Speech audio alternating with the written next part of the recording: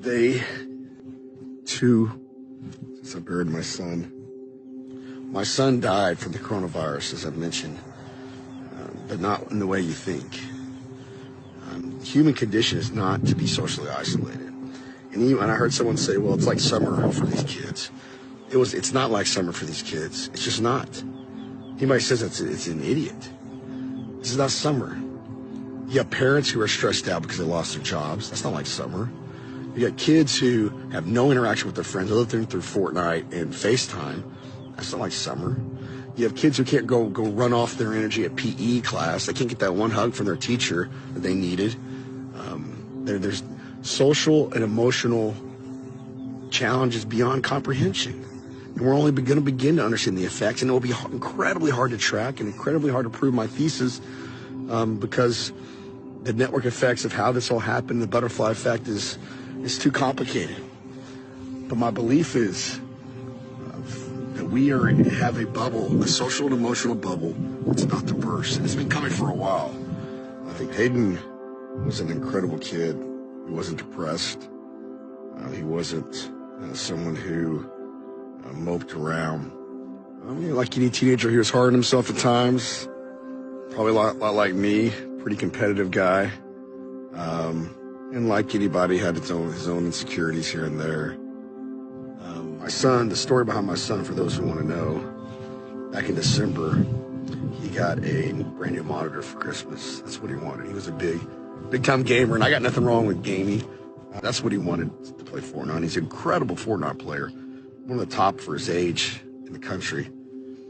And very proud of that gift, and that one of those wonderful for a couple of months, right before the virus started. Back in February, like I used to do when I got mad at Mike Tyson's Punch-Out or whatever it was, he got mad at Fortnite, turned around and chunked that controller over his head again, just like I used to do, and hit smack in the middle of that monitor, broke it.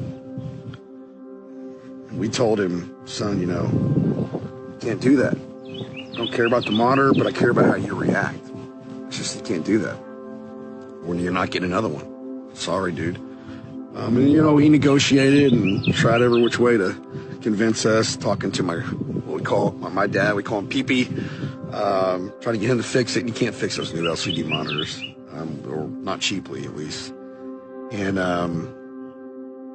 but we said, you know what, if you, opportunity to learn a lesson, do some hard work of your own, do some more chores around the house, you treat your sister nicer, maybe we'll talk about it, we'll get you one.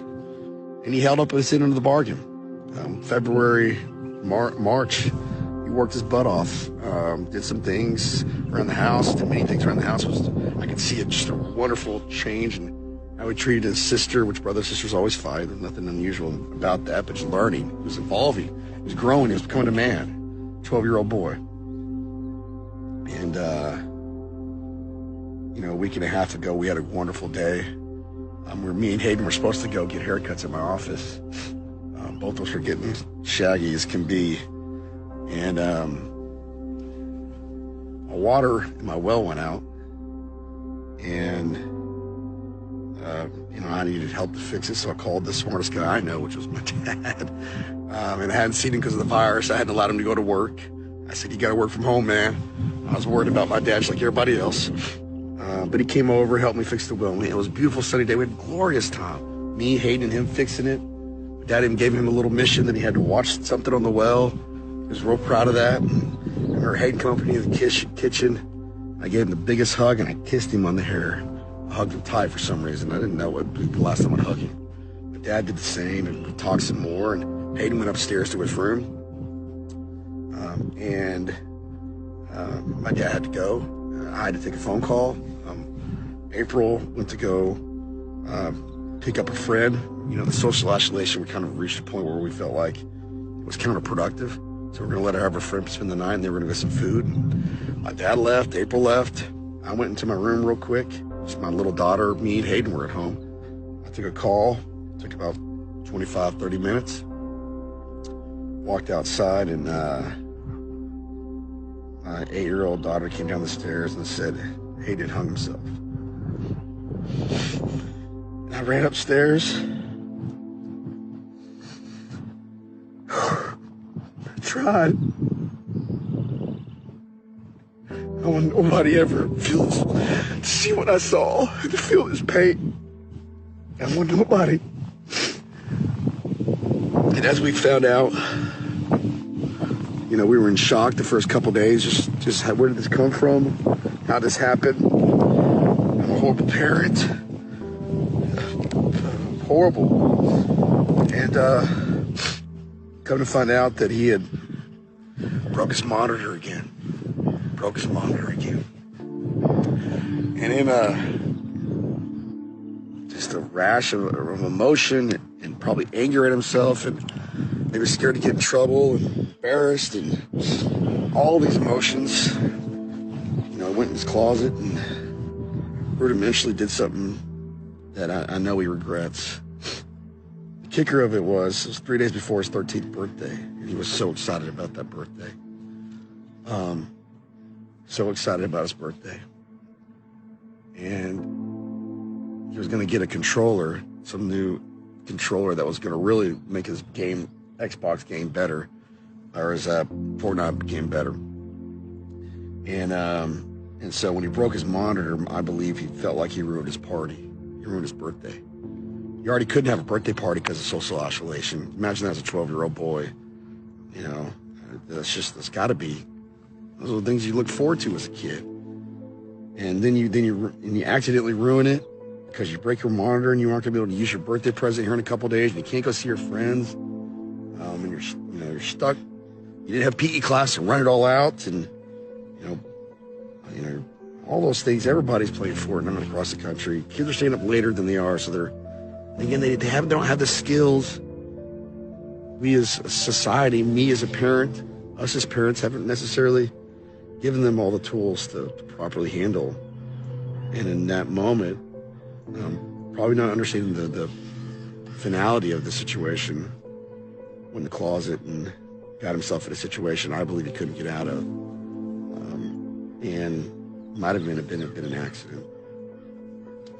My 8-year-old daughter saw some of it. We don't know exactly what. Let the counselors, professionals help us in that. But I know once she saw blood coming out his nose, she came and got me. She did the right thing. I don't think she even knew what was happening. She knew blood. She came and got me, ran upstairs. I didn't have my cell phone on me. And I told her, go get my cell phone downstairs. And she ran downstairs just like an amazing human being and got it for me. And I happen to have an AED, an automatic electronic defibrillator, in my house. And I said, go get that medical thing out of the pantry. She'd never seen it, didn't know what it was. And she brought that to me. Very proud of her. She was ready to execute. And I said, hey, you go outside and go. I'd called 911 by this point. I said, go outside, keep the door open, and wait for the cops. Wave them down. She ran outside as fast as she could. One thing I'm just immensely proud of her about is during that moment, about a year ago, we had done some training at my house. I'm a West Point grad, and probably should have done more training, but I said, hey, if there's ever an issue, you go run over to this guy's house, and if there's ever another issue, or if you can't get him, you go run to this guy's house. And rather than just waiting outside, this little girl, 8 years old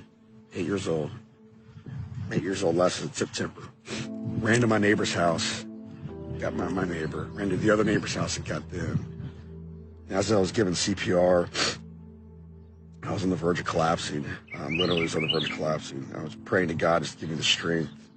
I never knew how hard that is. And out of nowhere, and my neighbors appear and help me take over and help us try to save him. Social isolation is hard enough for adults. It's even more hard for our kids.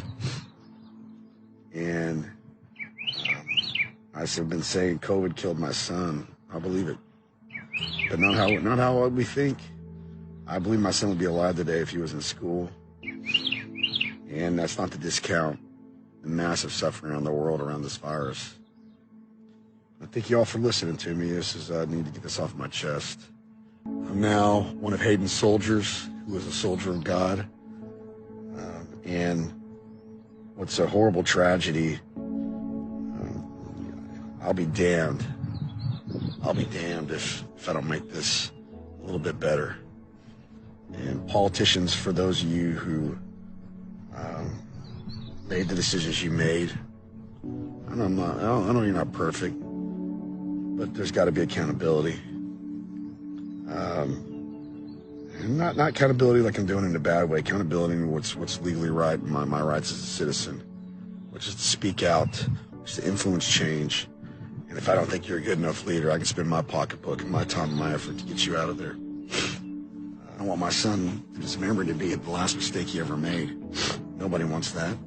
I don't. But I want his memory to be that smile. I want his memory to be his heart, his dedication, his tenacity.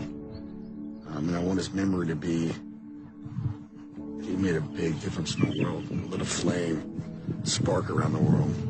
I love you all. Thank you all for your support. All my friends, all my family. And buddy, see you soon. Thanks, guys.